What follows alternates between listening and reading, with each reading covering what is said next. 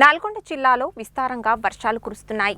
అత్యధికంగా తిరుమలగిరి సాగర్ మండలంలో 19 మిల్లీమీటర్ల వర్షం కురిసింది. ఈ వానాకాలం సీజన్లో ముందస్తుగా మురిపించిన వర్షాలు అనంతరం ముఖం చాటేయడంతో పత్తి పంటలు ఎండిపోయే దశలో తిరిగి వర్షాలు మొదలయ్యాయి.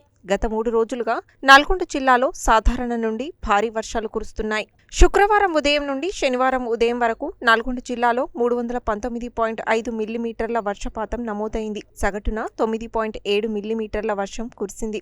అత్యధికంగా తిరుమలగిరి సాగర్ మండలంలో 19 మిల్లీమీటర్ల వర్షం కురియగా అత్యల్పంగా నేరేడుకొమ్ము మండలంలో 2.5 మిల్లీమీటర్ల వర్షం కురిసింది. వానాకాలం ప్రారంభమైన జూన్ 1 నుండి జూలై 26 వరకు జిల్లాలో సాధారణ వర్షపాతం 184.5 మిల్లీమీటర్లు కాగా 1.4% అధికంగా 187.2 మిల్లీమీటర్ల వర్షపాతం నమోదైంది. నల్గొండ జిల్లాలోని మొత్తం 33 మండలాలకు గాను చిట్యాల, అడవిదేవులపల్లి, పెద్దఊర, చింతపల్లి, పెద్ద అడిచర్లపల్లి, కొండమల్లపల్లి, దేవరకొండ, గుండ్లపల్లి, చందంపేట, గుడిపల్లి, మర్రిగూడ మండలాలలో సాధారణం కంటే ఎక్కువ వర్షపాతం నమోదు కాగా నార్కెట్పల్లి, కట్టంగూర్, శాలిగౌరారం, నకరేకల్, తిప్పర్తి, నిడమనూరు, త్రిపురారం, దామర్చర్ల, తిరుమలగిరి సాగర్, గుర్రంపోడ్, నేరేడుకొమ్ము, మునుగోడు, గట్టుప్పల్ మండలాలలో సాధారణ వర్షపాతం నమోదైంది. కేతేపల్లి, నల్గొండ, కనగల్, అనుముల, మాడుగులపల్లి, వేములపల్లి, చండూర్, నాంపల్లి మండలాలలో సాధారణం కంటే తక్కువ వర్షపాతం నమోదైంది.